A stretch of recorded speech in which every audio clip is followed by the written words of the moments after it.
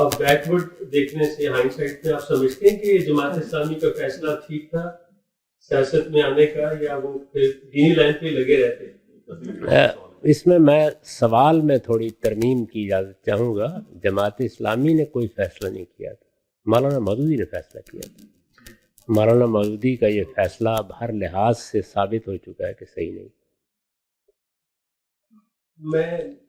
مولانا ہماری تاریخ کے بہت بڑے لوگوں میں سے تھے.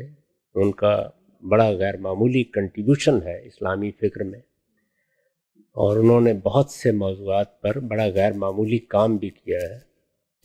میرا اندازہ اور احساس یہ ہے کہ آخری زمانے میں، بلکہ کچھ شواہد بھی ہیں، یہ بات خود انہیں بھی محسوس ہوتی تھی.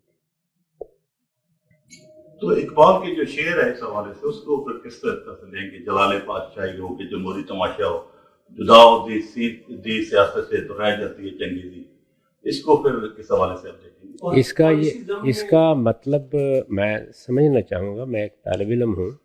اس کا مطلب یہ ہے کہ نہ کسی کو ڈاکٹر بننا چاہیے، نہ انجینئر بننا چاہیے، نہ کسی شخص کو سائنسدان بننا چاہیے، سب کو سیاستدان بننا چاہیے. یہ مطلب ہے. یہ میں سمجھنا چاہوں گا، بالکل طالب علم آدمی ہوں. ایک مرتبہ پروفیسر غفور صاحب نے، آپ جانتے ہیں نا جماعت اسلامی کے بڑے رہنماؤں میں سے تھے، تو ہمارے بزرگوں میں تھے، تو انہوں نے ایک انٹرویو دیا. کسی نے ان سے پوچھا کہ آپ تو کامرس کے پروفیسر تھے، آپ نے سیاست کیسے اختیار کر لی؟ تو انہوں نے یہی مصرع پڑھا، جدا ہو دین سیاست سے تو رہ جاتی چنگے.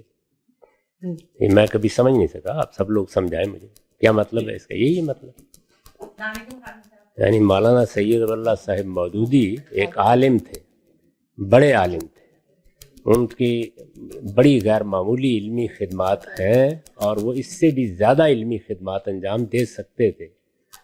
تو وہ اپنے میدان میں کام کر کے بھی دین کا سیاست پر غلبہ قائم کر سکتے تھے. اس کے لیے انتخابی سیاست کا حصہ بننا ضروری نہیں ہوتا.